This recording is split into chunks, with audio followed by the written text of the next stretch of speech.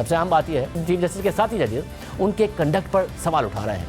आज जस्टिस अतर मिनल्ला ने अपने नोट में वादे किया है कि चीफ जस्टिस का खुद नोटिस 4-3 की अक्सरियत से मुस्तरद हो गया था, उन्हें बता भी दिया गया था। साथ ही उन्होंने वादे किया है कि उसको नोटिस की समाज से उन्होंने खुद को अलग नहीं किया था, मगर उन्हें फिर भी बेंच में शामिल नहीं किया गया, चीफ जस्टिस ने अलग कर दिया। इसी तरह का एतराज़ इब्तिदाई समात में शामिल जज जस्टिस जमाल बंदूखेल ने भी अपने नोट में किया था। उन्होंने लिखा कि 30 मार्च को समात के दौरान जस्टिस अमीनुद्दीन ने अपने आप को बेंच से अलहदा किया। अदालत में मौजूद होते हुए मैं भी अपनी राय देना चाहता था, लेकिन मुअज़्ज़िज़ चीफ जस्टिस और बेंच के दीगर अराकीन खड़े हो गए, इसलिए मैं ऐसा नहीं कर सका। मैं अपने चैम्बर में काफ़ी देर तक रहा, लेकिन समात के हवाले से चीफ जस्टिस की जानिब से कोई मालूमात ही नहीं फराहम की गई।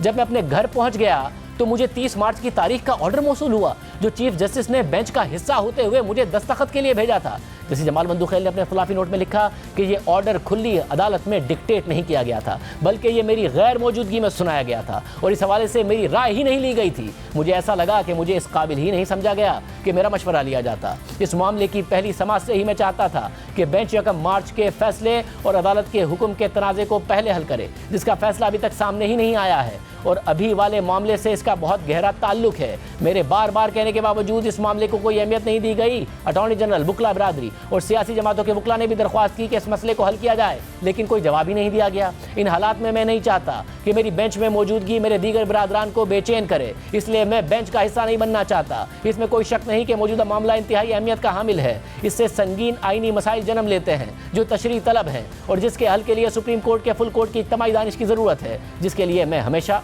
मैसर रहूँगा। ये सब कुछ खुद चीफ जस्टिस के साथी जजेस उनके बारे में लिख रहे हैं कि 4-3 का फैसला जारी करने का फैसला होता है, मगर चीफ जस्टिस ऑर्डर जारी करने के बजाय अपनी मर्जी का 5 रुकनी बेंच बना देते हैं।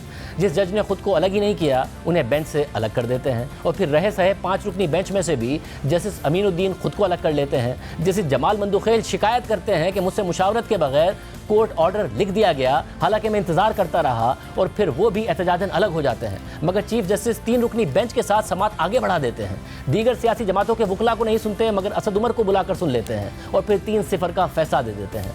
ये सब अदालत के अंदर हो रहा है और अदालत के अंदर से आवाज़ें उठ रही हैं